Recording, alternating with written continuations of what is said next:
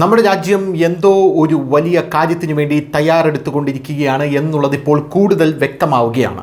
സംഭവം എന്ന് പറഞ്ഞാൽ ആദ്യം ഇന്ത്യ ബേ ഓഫ് ബംഗാളിൽ നോട്ടാം പ്രഖ്യാപിച്ച് വലിയ രീതിയിലുള്ള മിസൈൽ പരീക്ഷണങ്ങൾ നടത്തി. അഗ്നി മിസൈലുകളാണ് ബംഗ്ലാദേശിന് മുകളിലൂടെയും കോക്കോ ദ്വീപുകൾക്ക് മുകളിലൂടെയും ബേ ഓഫ് ബംഗാൾ കടലിന് മുകളിലൂടെയും പറന്നുയർന്നത്. അതേസമയം ചൈനയെ വരെ ലക്ഷ്യം വയ്ക്കാനുള്ള കരുത്ത് നമ്മുടെ അഗ്നി മിസൈലുകൾക്കുണ്ട് എന്ന് ആ സമയത്ത് കണ്ടറിഞ്ഞതാണ്. അതിനുശേഷം ഇന്ത്യ നോട്ടാം പ്രഖ്യാപിച്ചത് സർക്രീക്ക് അടക്കമുള്ള വലിയ പ്രദേശത്താണ്. സർക്രീക്ക് അടക്കമുള്ള പ്രദേശത്ത് ഗുജറാത്ത്, മഹാരാഷ്ട്ര, കർണാടക വരെയുള്ള തീരങ്ങളിൽ ഇന്ത്യ വലിയൊരു നോട്ടാം പ്രഖ്യാപിച്ചു. നോട്ടാം പ്രഖ്യാപിച്ച ശേഷം ഓപ്പറേഷൻ തൃശൂൽ സ്റ്റാർട്ട് ചെയ്തു. 27,000 സൈനികരാണ് ഓപ്പറേഷൻ തൃശൂലിൽ പങ്കെടുക്കുന്നത്. ഓപ്പറേഷൻ തൃശൂലിൽ കര, നാവിക, വ്യോമസേന സംയുക്തമായിട്ടാണ് ഈ അഭ്യാസം നടത്തുന്നത്.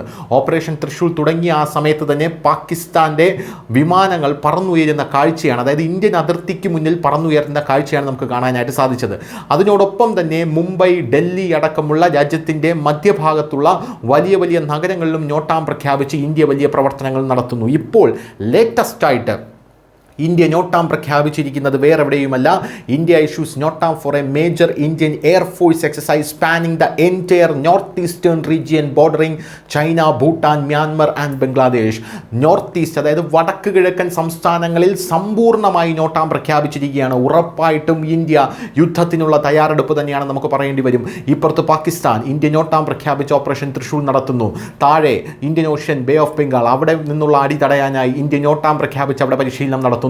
ഇപ്പോഴിതാ വടക്ക് കിഴക്കൻ സംസ്ഥാനങ്ങളിൽ ഇന്ത്യ നോട്ടാം പ്രഖ്യാപിച്ച് പരിശീലനം നടത്തുകയാണ്. ഭൂട്ടാനും മ്യാൻമറും ബംഗ്ലാദേശും ചൈനയും ബോർഡർ വരുന്ന ഈ വടക്ക് കിഴക്കൻ സംസ്ഥാനങ്ങളാണ് ഇന്ത്യയുടെ വളരെ സെൻസിറ്റീവായിട്ടുള്ള പ്രദേശങ്ങൾ. നമ്മുടെ ചിക്കൻ നെക്ക് അവിടെയാണ്. പലപ്പോഴും ഇത് മുറിക്കാനായി പല രീതിയിലുള്ള കോൺസ്പിറസികളും നടക്കുന്നുണ്ട് എന്ന് നമ്മൾ റിപ്പോർട്ട് ചെയ്തിട്ടുള്ളതാണ്. അവിടെയാണ് ഇപ്പോൾ നോട്ടാം പ്രഖ്യാപിച്ചിരിക്കുന്നത്.